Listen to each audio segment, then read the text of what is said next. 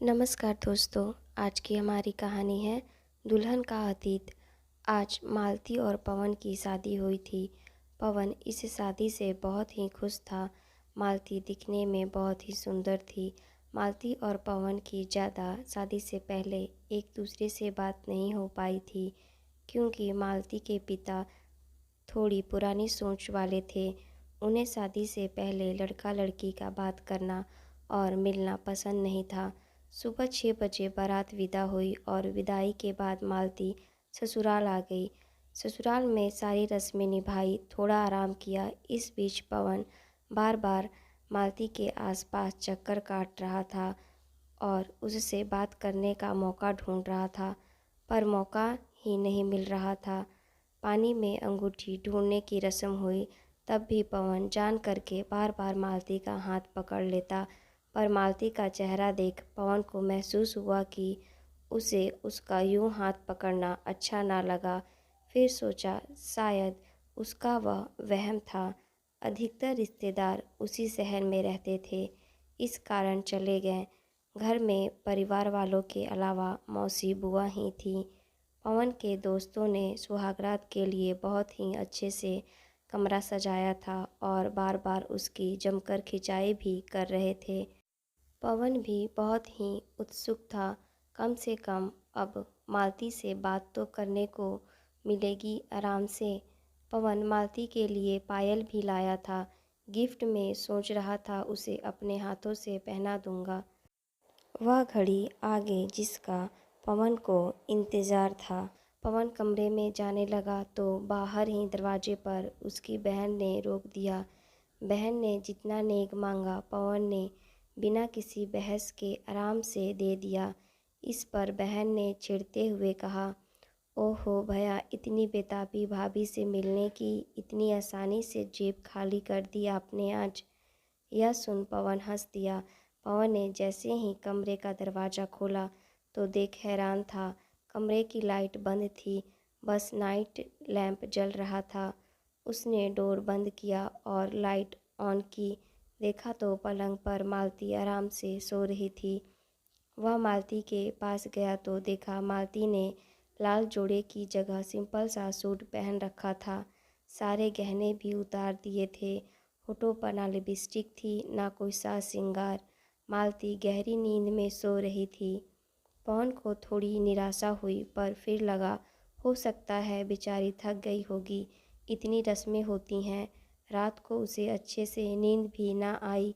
अगले दिन सुबह जब पवन की आँख खुली तब मालती आईने के सामने खड़ी बाल बना रही थी।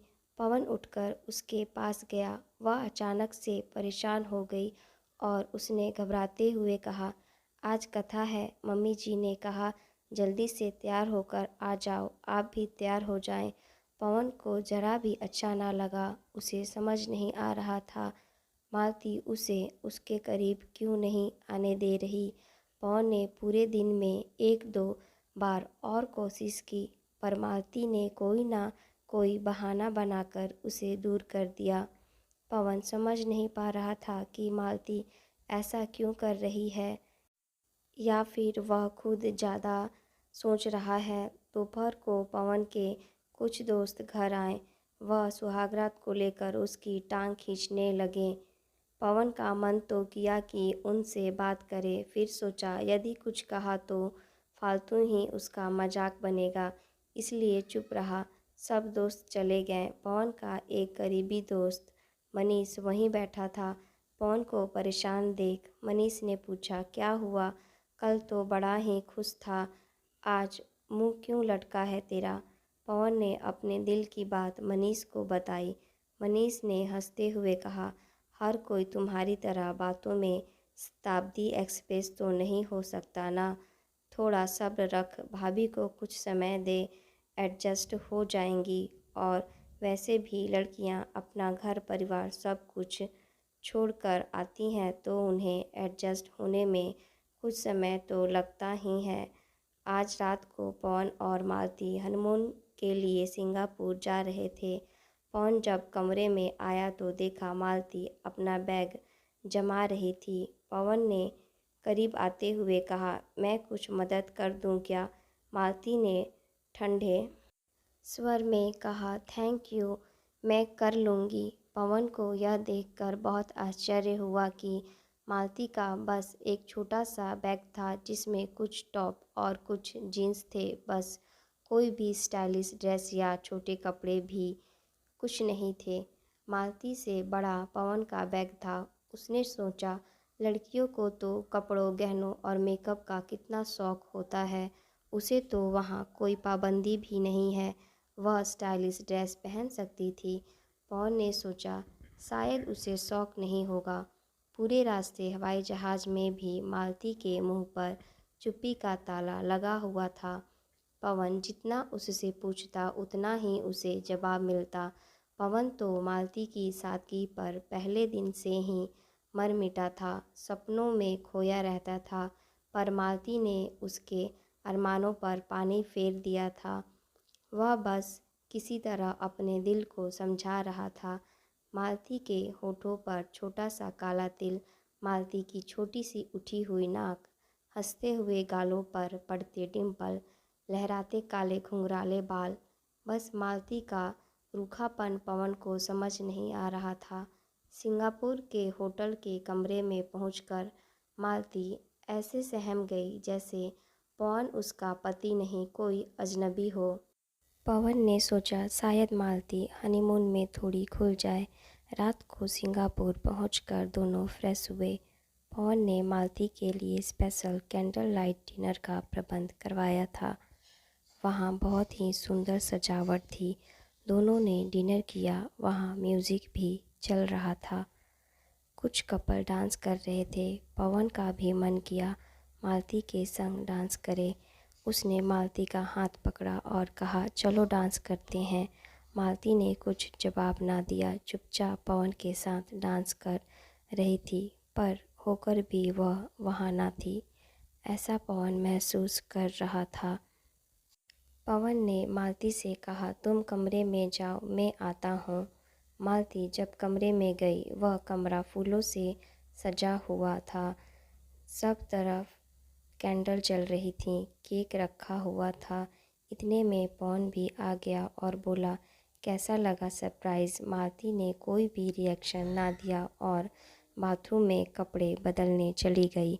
पवन इंतज़ार कर रहा था, सोच रहा था, शायद मालती बन संवर कर आएगी, पर ऐसा कुछ ना हुआ। बाथरूम से नहाकर मालती निकली तो बच्चों जैसा नाइट सूट पहने हुई थी। यह देख पवन का दिल जल गया।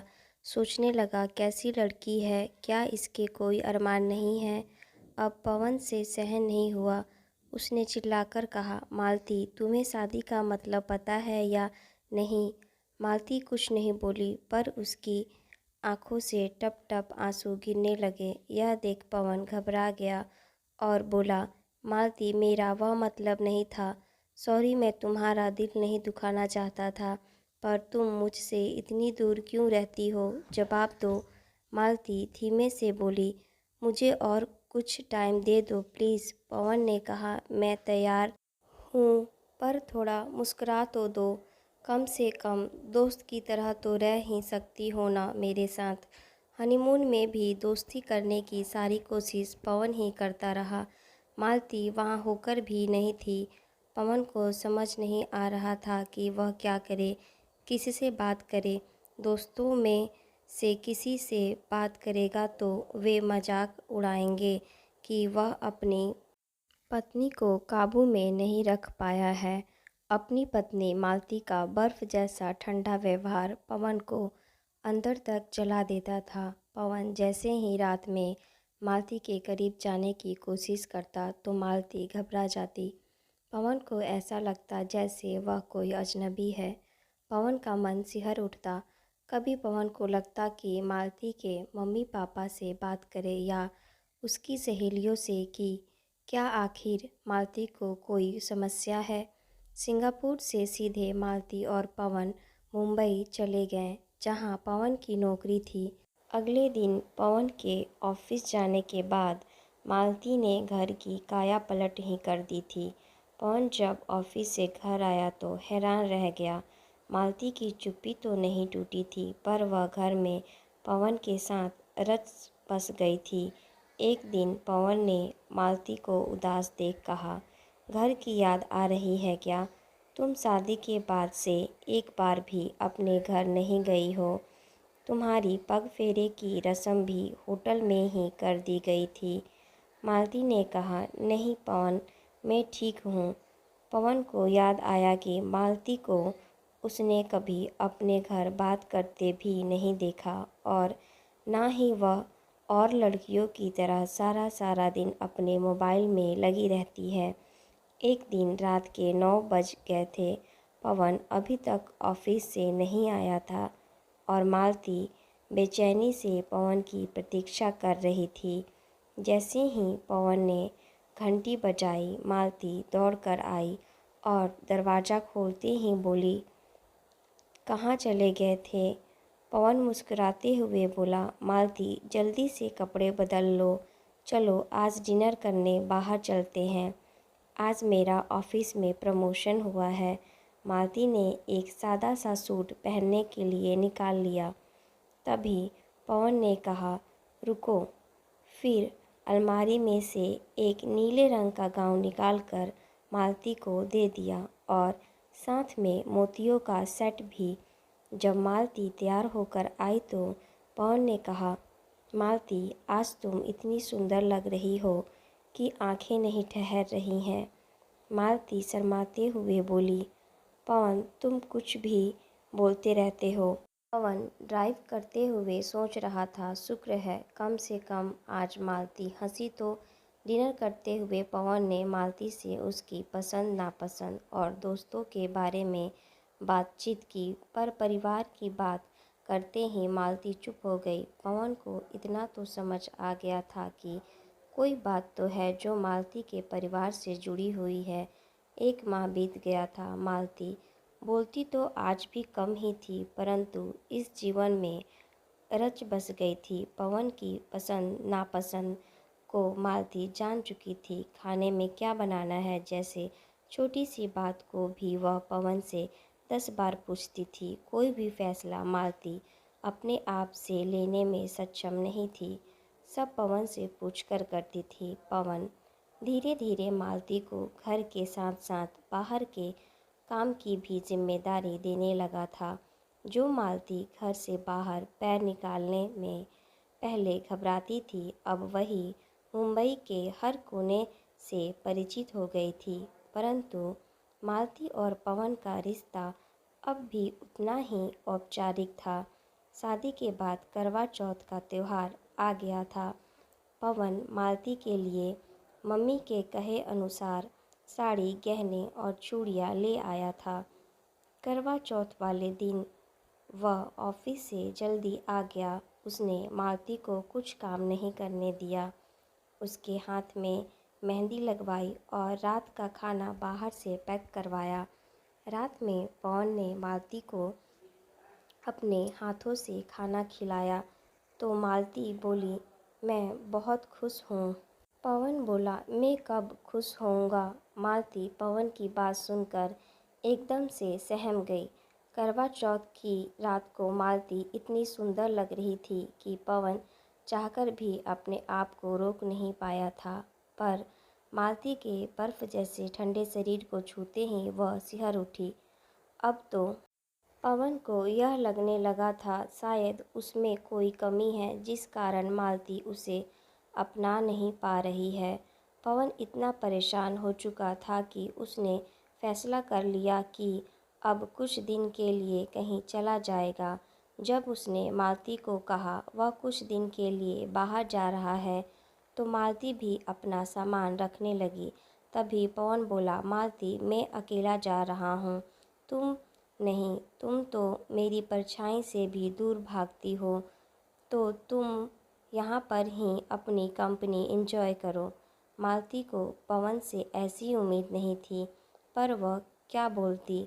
पवन गोवा चला गया, पर उसका मन वहाँ भी ना लगा। गोवा से जब तीसरे दिन पवन लौटा तो मालती ने पवन से कहा, देखो मैं बुरी ही सही, पर तुम आगे से मुझे इस तरह छोड़कर मत जाना।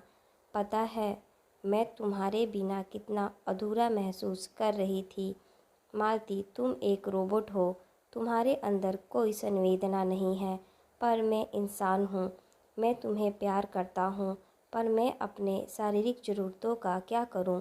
क्यों तुम किसी और से प्यार करती हो, या मैं फिर तुम्हारे लायक नहीं हूँ? मालती ने कहा, पवन, ऐसा नहीं है, मैं ही तुम्हारे लायक नहीं हूँ। यह शादी मेरी गलती की सज़ा है, वह गलती जिसे मैंने जानबूझकर नहीं बल्कि अनजाने में किया था। अचानक मालती रोने लगी। पवन सकते में आ गया और बोला, क्या यह शादी तुम्हारे लिए सज़ा है? पवन को बहुत तेज गुस्सा आ गया। मन किया कि मालती से पूछे कि जब शादी का मन नहीं था तो क्यों उसकी ज़िंदगी बर्बाद कर दी। मालती के मुंह से बात तो निकल गई थी, पर उसे समझ आ गया था कि पवन उससे आहत हो गया है।